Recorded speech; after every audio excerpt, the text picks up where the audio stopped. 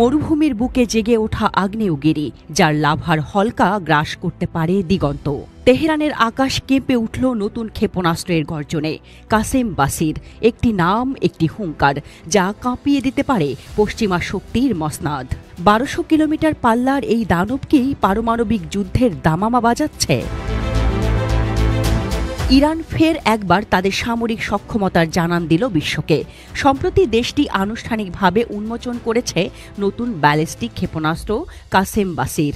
কঠিন জ্বালানি চালিত এই ক্ষেপণাস্ত্রটি 1200 কিলোমিটার দূরের লক্ষ্যবস্তুতে আঘাত হানতে সক্ষম, যা আঞ্চলিক শক্তি ভারসাম্যে নতুন করে মেরুকরণ তৈরি করতে পারে বলে মনে করছেন বিশ্লেষকরা। ইরানের প্রতিরক্ষা মন্ত্রণালয় এই ক্ষেপণাস্ত্রের উন্মোচন করে। সামরিক কর্মকর্তাদের দাবি, কাসেম বাসির শহীদ হাজ কাসেম ব্যালিস্টিক ক্ষেপণাস্ত্রের একটি উন্নত সংস্করণ। এর ওয়ারহেড বা বিস্ফোরক অংশে আনা হয়েছে বিশেষ পরিবর্তন, যা এটিকে আরও কার্যকর করে তুলেছে। শুধু তাই নয়, এই ক্ষেপণাস্ত্র নাকি আধুনিক ক্ষেপণাস্ত্র প্রতিরক্ষা ব্যবস্থাকেও ফাঁকি দিতে সক্ষম। কাসেম বাসির অত্যাধুনিক তাপীয় ইমেজিং নির্দেশিকা ব্যবস্থায় সজ্জিত। এই প্রযুক্তি ক্ষেপণাস্ত্রটিকে লক্ষ্যবস্তুর দিকে আরও নির্ভুলভাবে এগিয়ে যেতে সাহায্য করে। ইলেকট্রনিক যুদ্ধ পরিস্থিতিতেও এটি কার্যকর থাকবে বলে দাবি করেছে তেহরান। ইরানের প্রতিরক্ষা মন্ত্রী ব্রিগেডিয়ার জেনারেল আজিজ নাসির জাদেহ জানান, ক্ষেপণাস্ত্রটি 1200 কিলোমিটারেরও বেশি দূরত্বে সফলভাবে উৎক্ষেপণ করা হয়েছে এবং এটি কোনো রকম জিপিএস বা অন্য কোনো নেভিগেশন ব্যবস্থার সাহায্য ছাড়াই নির্দিষ্ট লক্ষ্যে আঘাত হানতে সক্ষম।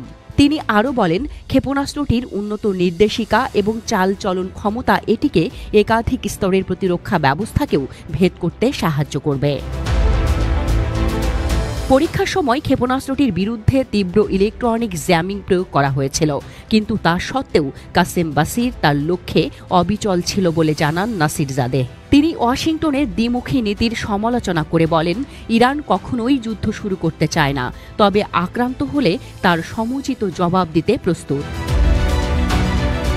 মার্কিন যুক্তরাষ্ট্র ও ইসরায়েলের সম্ভাব্য আগ্রাসনের হুমকির মুখে ইরানের প্রতিরক্ষা মন্ত্রী স্পষ্ট ভাষায় বলেন, তাদের দেশের স্বার্থ, ঘাঁটি এবং কর্মীদের যেখানে প্রয়োজন মনে হবে সেখানেই তারা লক্ষ্যবস্তু বানাতে দ্বিধা করবে না। এছাড়াও গত বছর ইসরায়েলের বিরুদ্ধে পরিচালিত ট্রু প্রমিস অপারেশন 1 ও 2 এর অভিজ্ঞতা কাজে লাগিয়ে নতুন একটি ব্যালিস্টিক ক্ষেপণাস্ত্রের সফল পরীক্ষার কথাও জানান তিনি।